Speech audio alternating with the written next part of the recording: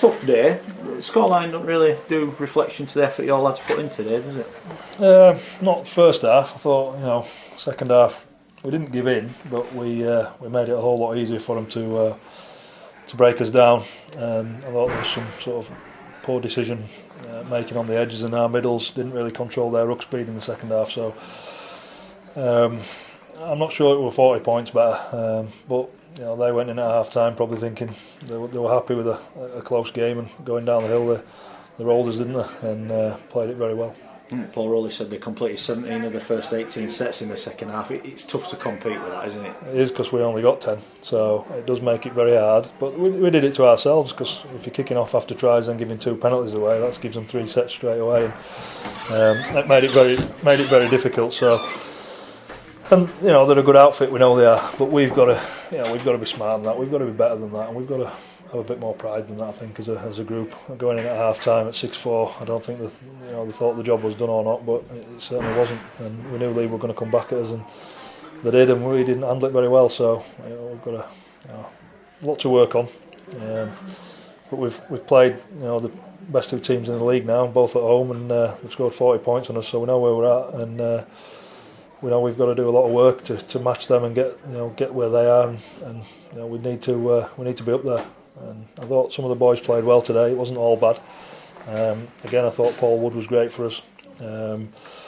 Sam Irwin moving around positions a little bit, but I thought he was good as well. And Sharpie, not his usual self, but still had a good game out the back for us. So we've got a bit to work on. In the first half, the forwards were looking good. Second half, we definitely didn't turn up. You lost Andy Ellis to looked like a leg injury. What's the problem with him? He just got a dead leg, so he was sort of wanting to go back on, but he wasn't right. He was limping up and down the touchline, so we had the opportunity to move move Sykesy back into the halves and move Sam into 9, which we did. We're looking a little bit at next week as well once they start scoring on us. I think Andy will be all right.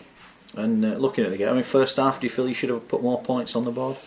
Yeah, I thought we had some opportunities to probably at least one more try we could have scored, but some of our defence in the first half was outstanding as well, because they had some opportunities, and even in the second half, some of our defence, we stopped 2 tries over the line, chased back on another try, and it's disappointing that we can't back that up for every set and every play, and some guys are clocking off in the middle or around the middle, or some edge defence wasn't there, and they went straight through untouched, and it was sort of a very disappointed change rooms there, knowing that they haven't done a good job. It is, in fairness, they're a full-time outfit, aren't they? And is it just a question you just run out? You just had too much defending to do that second half?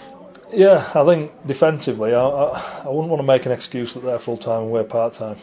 We've had a good off-season, and players need to be better than that.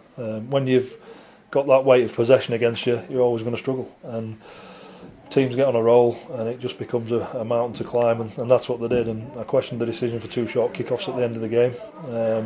I'm not sure a player of that calibre who's had that much experience as kicking off short kick-offs at 36 points to 6. So we've got to be a bit smarter as well, and that's, you're going to put yourselves under pressure if you don't control games, and we've seen that so far this year. Yeah, you've got the big 2, if you like, out of the way now, so I guess now you have got to start turning it on against the teams around you, haven't you?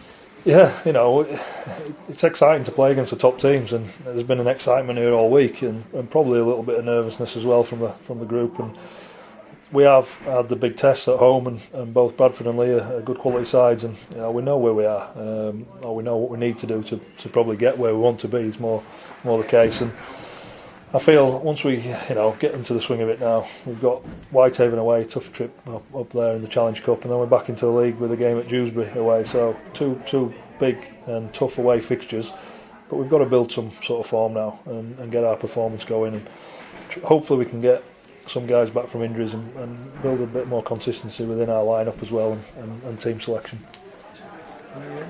Luke Teasdale looked to have picked up a knock as well. How was he?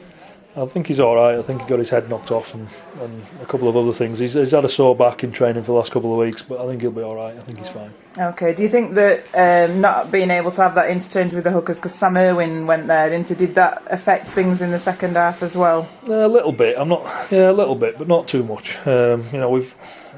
from last year we knew as a group we needed more versatility in our squad, and I think we've got that now. We had to cover positions. It probably caught us with a little bit on the back row more than anything, because we had to put Jamie in at centre and Mason out to back row, and Mason got a little bit tired again. So more than anything in the middle of the hookers and the halves, it probably causes more disruption on outside on the edge.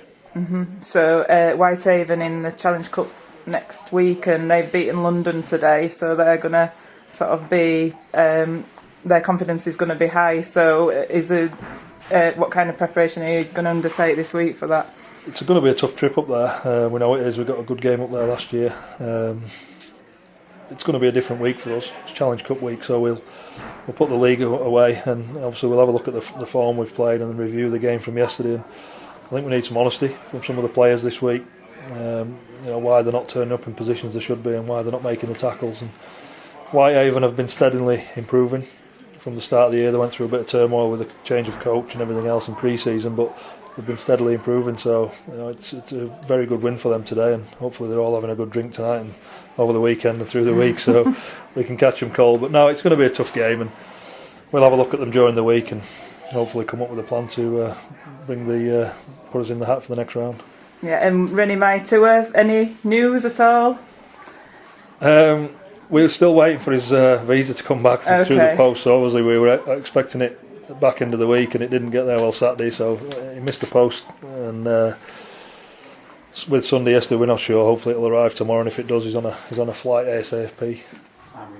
And Pat's ringing him tonight. So. And if he does come over, will he be in contention for the Whitehaven game, or will it be too soon, do you think? Hopefully we're going to get him here by the start of the week, and he'll be in contention. Yeah, we need to get him in a game as soon as we can, because we've drifted past.